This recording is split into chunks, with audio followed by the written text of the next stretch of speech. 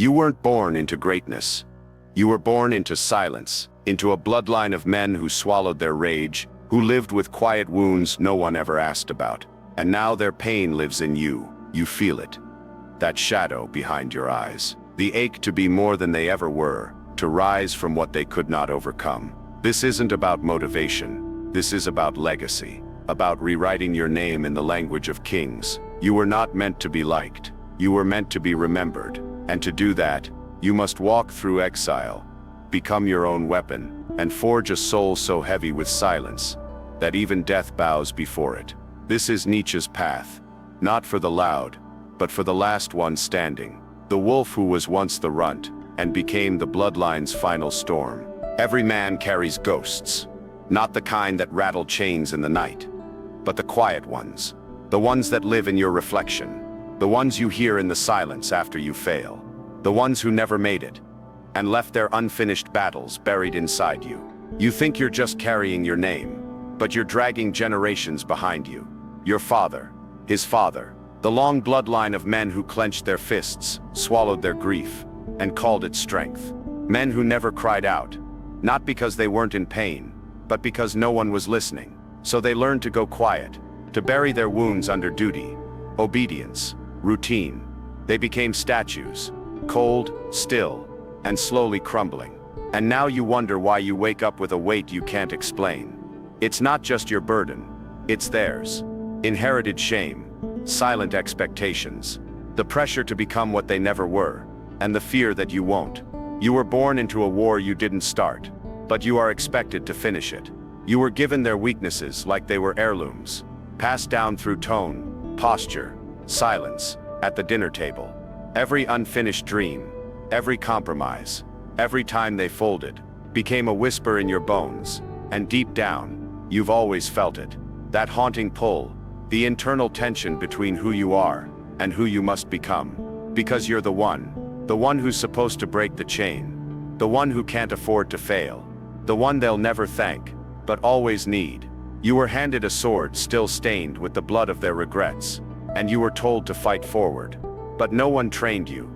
No one taught you how to bleed with purpose, how to fall without losing yourself, how to stay silent, and yet still speak with power. So you've had to figure it out, alone, in the dark, with nothing but pressure and the echo of your ancestors' silence. And in that silence, something grew inside you. Not weakness, not fear, but fire. The kind of fire that doesn't scream. It smolders, it waits, it sharpens in the shadows while everyone else chases noise. Because deep down, you knew.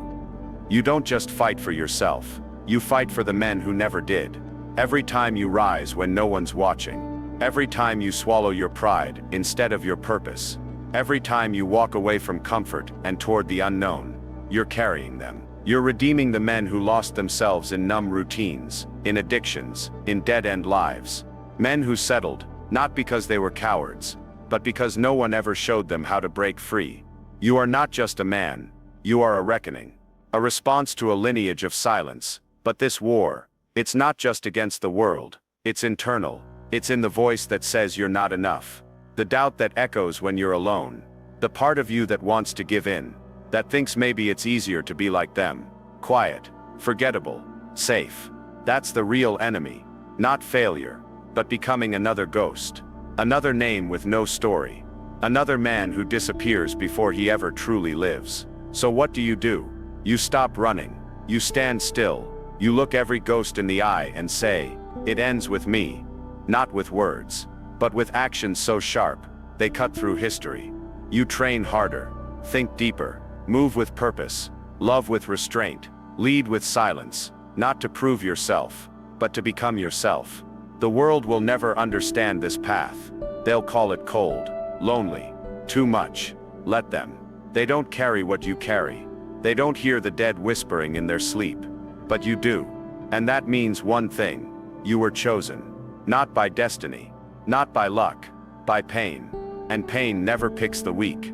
So don't flinch. Don't fold. Don't fall into the trap of living quietly just to avoid the weight. Because whether you rise or collapse, the chain reacts. Make sure it breaks with power, not weakness. And when they ask why you're so intense, so distant, so disciplined. You look them in the eyes and say nothing.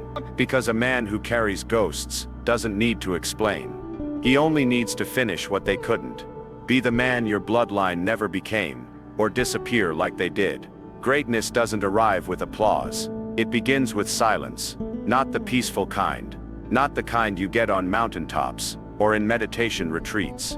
I'm talking about the silence that hurts, the kind that echoes, the kind that shows you just how alone you really are.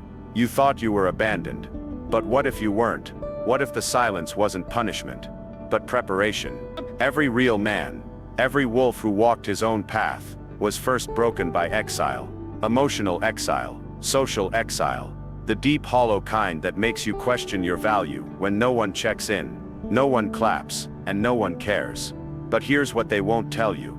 That's where power begins, not in the light, in the cold, in the still, in the hours when no one sees you, and no one needs to.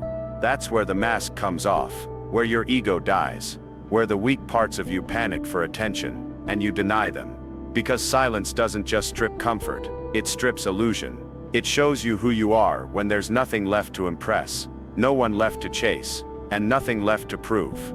You start to see your old self, like a man drowning in noise, always talking, always posting, always performing, and underneath all that, desperate. But you're not desperate anymore. You're becoming. This isn't punishment. This is the forge.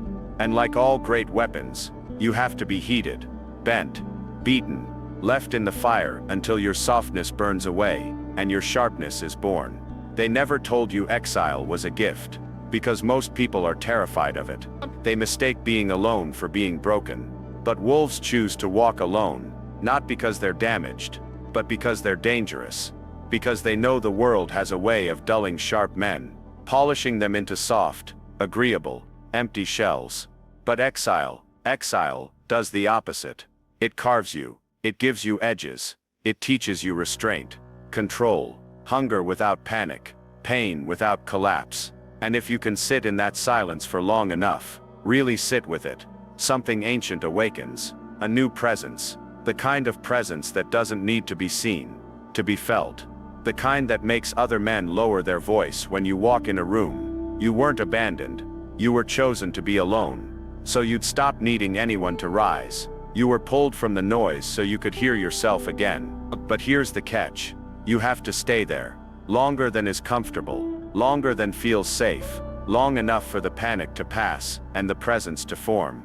And that's where the silent exile drill begins. 7 days. No noise, no talking, no scrolling, no validation, just you, your breath, and the truth. You'll feel the urge to escape, to distract, to message, to check, to seek permission from the world. Don't let the silence starve the weak parts of you. Let the discomfort suffocate the little boy who needed approval. Watch what remains after the noise dies. What remains is real. A man with no leash, no mask, no audience, just focus, just edge, just wait, and you'll find, in that space, your instincts come back online, your posture changes, your thoughts sharpen, you begin to move differently, not for attention, but with intention. And suddenly, the world feels different, not because it changed, but because you did. Because now, you're not chasing the light, you are the storm moving through it. And storms don't ask permission to exist. So here's the question. Are you willing to disappear, so you can return unrecognizable? Most won't. Most want half transformation, change without discomfort, growth without solitude. But that's not how men are built. Men are built in exile, not in crowds, not in comfort, but in that brutal, beautiful silence that shows you what you're made of. And when you emerge, you won't need to say a word, because your presence will speak for you. They won't recognize you, and that means it worked. You were taught to fear chaos, to control it, to silence it, to run from it. But what if you're not supposed to escape it? What if the storm inside you isn't a curse, but a crown waiting to be built? No one tells you this when you're drowning in it. When your thoughts spin like blades, cutting from every angle. When your chest tightens. When your rage simmers just beneath the skin. When fear coils itself around your ambition and chokes it quietly. They tell you to breathe, to calm down, to find balance. But kings, they weren't born in balance. They were born in chaos. Because only in chaos do you meet the raw, unfiltered version of yourself. Not the polite mask. Not the one society claps for. The real one. The one who sees through lies. The one who doesn't beg for order, but carves his own. You've felt it. That inner swirl. That weight behind your eyes when you're overthinking everything. Second-guessing. Obsessing over outcomes you can't control. That's not weakness. That's pressure. And pressure has a purpose. Diamonds, blades, crowns, all forged in it. So stop trying to escape the storm. Stand in it. Let it rip through your excuses. Let it shatter your comfort. Let it drown the parts of you that still beg for peace without battle. Because real power doesn't come from stillness. It comes from learning how to move through the madness without losing your center. You don't need clarity.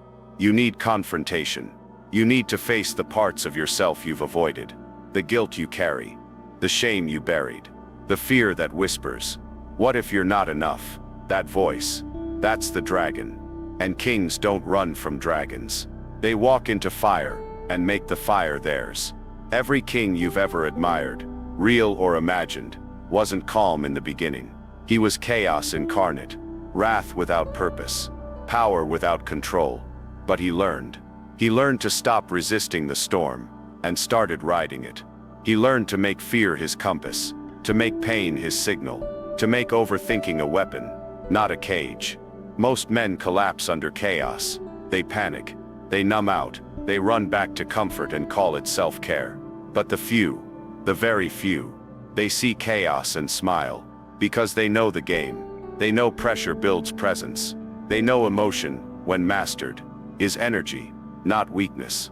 They know that when the world turns into noise, the one who can move silently through it becomes king. Not because he silenced the storm, but because he became its center. So when everything inside you is spiraling, when your thoughts won't shut off, when your chest is tight and the rage is close, don't flinch, don't distract, don't collapse into the cheap relief of scrolling, smoking, running. Breathe deeper, move slower, think sharper. This is your test, not to suppress chaos, but to shape it, to hold the storm inside your chest and still move forward like a man who's already won. That's power, that's control, that's how legacies are born, not in perfect plans, but in men who rise through disorder and build something sacred inside it. You're not broken because you feel too much. You're becoming because you no longer avoid it. So let the storm swirl, let it rage, then start building inside it. Because the crown isn't handed to the calm. It's forged in chaos, worn only by those who've made madness their kingdom. Every king was once chaos incarnate. He just learned to wear it like armor. This is where weakness dies. Not with rage, not with noise, but with clarity. The cold kind that leaves no room for fantasy. Flinching is death. Not always literal, but psychological, energetic, masculine. Every time you explain when you didn't need to. Every time you say sorry when you weren't wrong. Every time you hesitate when the moment demands motion. You don't just lose ground. You lose respect. From others. And worse, from yourself. The world doesn't respond to your softness. It studies you. Measure your breath, your reactions, your pauses. Because everything you do teaches people how to treat you. And the moment you flinch, even subtly, they know you can be bent, delayed, tamed. And in a world built on dominance, that means you've already lost the game. You were taught to be polite, to be fair, to explain your intent, soften your voice, seek permission. But the wolf, he doesn't ask. He watches, waits, calculates. He's not reactive, he's ready. When you live like prey, you flinch at shadows. You apologize for your presence. You doubt yourself before the world ever has the chance to. But the predator moves differently. He doesn't fill silence with words. He owns it. He doesn't respond in panic. He responds with precision, if at all. You want to reclaim your power? Start here. The 3-second rule of power. Never flinch. Never explain. Never react. Within 3 seconds. Train your nervous system to hold the tension. Someone disrespects you. Pause. Someone questions your intent. Breathe. Someone pushes your buttons. Let the silence burn them. You are not obligated to justify your presence. You're not here to be digestible. You're here to be undeniable. But that kind of presence doesn't come from fake confidence or surface-level stoicism. It comes from training, from rewiring the prey instinct that was beaten into you. In school, in relationships, in weakness disguised as manners. You weren't born to be agreeable. You were born to watch the battlefield with stillness in your eyes and fire under your skin. Flinching isn't just a movement. It's a signal, a broadcast, a surrender. And people don't follow the most logical man. They follow the one who doesn't move when others shake. Because stillness is power, silence is strategy, restraint is dominance. This doesn't mean you become passive. It means you become deliberate. There's a difference between reacting out of fear and acting out of control. The man who speaks quickly often regrets. The man who acts quickly often explains. But the man who pauses owns the next move. You want to become the kind of man no one plays with. Master this. Hold eye contact longer than is comfortable. Let silence do the heavy lifting. Speak less, mean more, and never, ever, flinch at discomfort. Because discomfort is where your edge is born. And the edge is what separates wolves from sheep. Nietzsche rejected the morality of the herd. Not because he hated people, but because he saw what happens when men give away their instinct to belong. They flinch at power. They flinch at conflict. They flinch at truth. And once you start flinching, you never stop. But you're not here to be understood. You're here to be felt. You're here to walk into rooms and shift energy. Not with noise, but with gravity. The kind of gravity that comes from a man who's trained himself not to blink at fire, because he is the fire. So let them talk. Let them judge. Let them provoke. But don't give them what they want. Give them silence, and in that silence, they'll see something they can't manipulate. They'll see a man who knows who he is, who doesn't perform, who doesn't chase, who doesn't flinch. The world only respects what you refuse to flinch at. Some men inherit land, others inherit pain, but the rarest inherit the duty to end it. You know who you are. You didn't come from strength. You came from scars, addiction, poverty. Emotional cowardice passed off as peace. Men who folded, then taught you to do the same. Not out of malice, but because folding was all they knew. They didn't build you a path. They left you a pattern. One built from silence, guilt, avoidance, and now it rests on you. Not because you asked for it, but because you were the only one built to carry it without collapsing. You think this is about success, status, proving something. It's not. It's about becoming the final fracture in a broken chain. The man who stands up and doesn't pass it down. You weren't forged to survive. You were sharpened to end something. That's what most don't understand about legacy. It doesn't begin with victory. It begins with confrontation. It begins with you staring into the eyes of everything your bloodline ran from, and refusing to flinch. Look at the men who came before you. Really look. Do you see strength, or do you see ghosts? Ghosts of men who smiled in public, but drank in private. Men who raised their voices because they couldn't raise their standards. Men who buried their potential under comfort, and then told you to be realistic.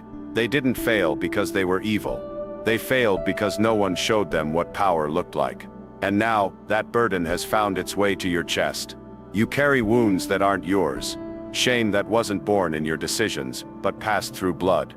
And here you are, trying to move forward, while dragging chains tied to men you never even fully understood. That's the curse. But also, the invitation. Because someone has to end it. Someone has to walk straight into the fire, with open eyes and a steady hand. Someone has to stop the transmission. You are not here to heal everyone. You are not here to fix the past. You are here to make sure it doesn't repeat through you. That's what it means to be chosen by pain. Not to be a victim of it, but to be the man who makes it go no further. The blade doesn't complain about the fire. It requires it, because the ones who walk through generational trauma, and keep walking, become something more than men. They become walls, end lines, unshakable foundations. You either become the crack that breaks everything apart, or the cornerstone that holds everything up. There is no middle. There is no neutral. You are either repeating the cycle, or ending it. And ending it hurts.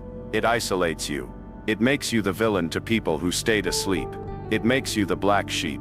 The exile. The one who changed. But change is the point. Because if you don't change, nothing will. And you didn't come this far to be liked. You came this far to be remembered. Not for what you gained, but for what you refused to pass on. You didn't have a map. You had to carve one through resistance, rage, and betrayal. But now that you've made it this far, you have a choice. Become the man they needed, or become the man they became. There's no glory in staying broken for their comfort. There's no honor in preserving the past just to avoid confrontation. You are not here to carry the plate forward. You are here to kill it in you, so it dies with you. Not quietly, not with passive forgiveness, but with power. Deliberate, precise, generational power. And when they ask why you're distant, why you disappeared, why you no longer laugh at the same jokes, repeat the same rituals, obey the same emotional dysfunction, you won't need to explain. Because real legacy doesn't scream. It breaks cycles silently, with actions sharper than blood. They couldn't, so you must. You're not broken. You're carved. That pain you carry, it wasn't a punishment. It was a blueprint. But most men never see it that way. They see betrayal and call themselves unworthy. They see humiliation and collapse under its weight. They see failure and wear it like rot. But the truth is simpler. Pain is the tuition you pay for transformation. And only those who survive the lesson, with their eyes open, earn the wisdom. Your scars, they aren't stains, they're symbols. Proof you walked through fire, and didn't flinch hard enough to stay down. Because pain isn't the enemy. Pain is the deep educator. It doesn't speak in comfort. It speaks in cutting clarity. It tells you where you trusted too easily, where you ignored your gut, where you needed control, and gave it away. And when you stop resenting that pain, when you stop hiding from it, numbing it, apologizing for it, you begin to own it, like a sword forged from metal that's been bent, burned, and beaten, but never broken. And the man who owns his scars commands respect without asking for it, because he carries weight, a quiet kind of weight that you can't fake, the kind that makes other men pause before they speak, the kind that shifts the energy in the room, without ever raising your voice. But to get there, you have to look at your wounds, directly, deliberately, and not with shame, but with strategy. Take inventory, name each scar, write them down, don't dress them up, don't dilute them, don't justify them, call them what they are. The betrayal that taught you who's loyal, the humiliation that taught you silence under pressure, the heartbreak that showed you how far you can fall, and still walk away colder. This isn't therapy, it's refinement. You're not here to cry about the pain. You're here to extract the weapon inside it. Because the man who can catalog his scars, and still walk forward, becomes untouchable, not because he avoids pain, but because he carries proof he can survive it. And that makes him a threat. Because when others try to shame you, you don't react. When they poke the old wounds, they realize something terrifying. It doesn't hurt anymore. Because you did the one thing they never had the courage to do. You turned your wounds into ritual. You took what was meant to destroy you, and made it sacred. This is the scar inventory ritual. Write the pain, name the gift, burn the shame.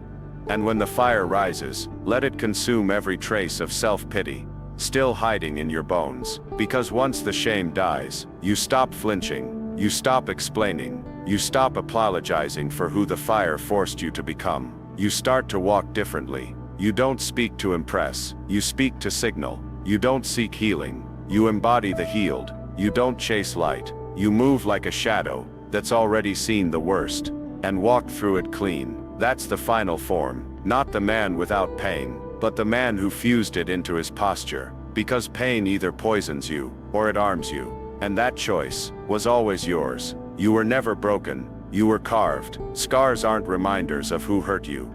They're proof you survived yourself. Before the crown, there is always a coffin. You want the throne, you want the weight, the power, the stillness that bends men around your presence. But you want it without sacrifice. You want it without blood, without the death of the version of you that begged, waited, and hoped. It doesn't work that way. The man who ascends is never the same one who suffered. He dies along the way. Not all at once, but piece by piece, with every comfort burned, every weakness choked out in silence. Ascension is war. Not with the world, but with yourself. And the cost isn't measured in effort, it's measured in ego. The boy inside you, who still wants to be liked, must be executed. The people pleaser, who avoids confrontation to feel safe. The soft voice inside that hesitates, that overthinks, that wants permission. He cannot come with you, because the throne isn't given to the loudest. It's inherited by the coldest, the one who buries what no longer serves him. You have to hold your own funeral. You have to stand over the grave of who you were, and not flinch. Let the tears fall, if they come. Let the ache rise. Let the memory beg for resurrection. Then lower it into the ground, all of it. The insecurity, the false humility, the addiction to comfort, the fragile man who ran from pain and called it healing. There is no healing without death. There is no crown without a body beneath it. You're not building a new identity. You're burning the old one to ash. And that's what most men never understand. They try to evolve without shedding skin. They try to lead without conquering themselves. But leadership begins with a kill. The kill of your weakness. The kill of your former self. The kill of the need to be understood, loved, saved. When you bury the man who waited, you become the man who moves. When you kill the part of you that fears silence, you become the one who speaks only when needed. When you kill the need for validation, you walk like someone who answers to something deeper, something no one else can touch. This is what Nietzsche meant when he spoke of becoming.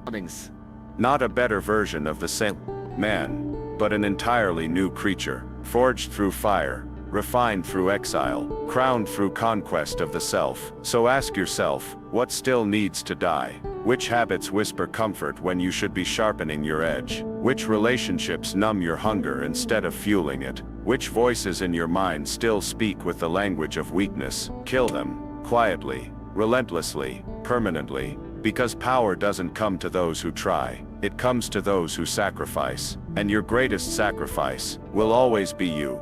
The old you, the innocent version, the harmless version, the distracted, diluted, uncertain version, that's still hiding behind potential. If you want the throne, you must bury him. Because the crown will not rest on the head of the man who hesitates. It waits for the one who walks through the graveyard of his former self, and doesn't look back. Ascension is earned in silence, but sealed in execution. The coldest man in the room holds the crown, not the loudest. Power doesn't scream, it calculates. It doesn't flinch, it watches. You've been lied to, taught that strength means noise. That presence is found in volume. That dominance is won through emotion, fire, rage, passion, approval. But kings don't rise through chaos, they rise through clarity.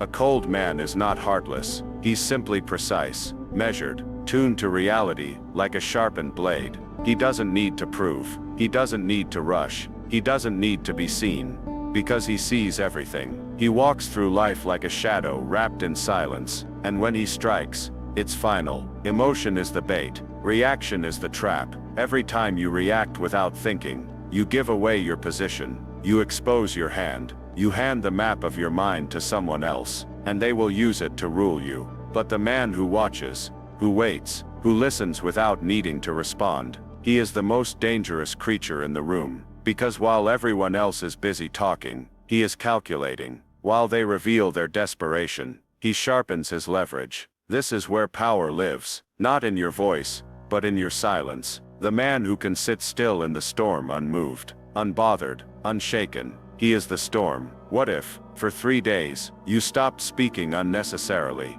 No defense, no bragging, no emotional dumping. What if you used silence as a weapon, just watched, listened, moved like the ocean, deep, slow, untouchable? The observation drill. 3 days, 3 days, 3 days of total inner control. You go into conversations not to reply, but to study. You enter rooms not to be liked, but to command stillness. You make no unnecessary movement. You reveal nothing, but you absorb everything. Their tone, their tension, their weakness, because the one who watches learns patterns, and patterns become prediction, and prediction is the root of control. You want control? Start with your mouth. Master your impulses.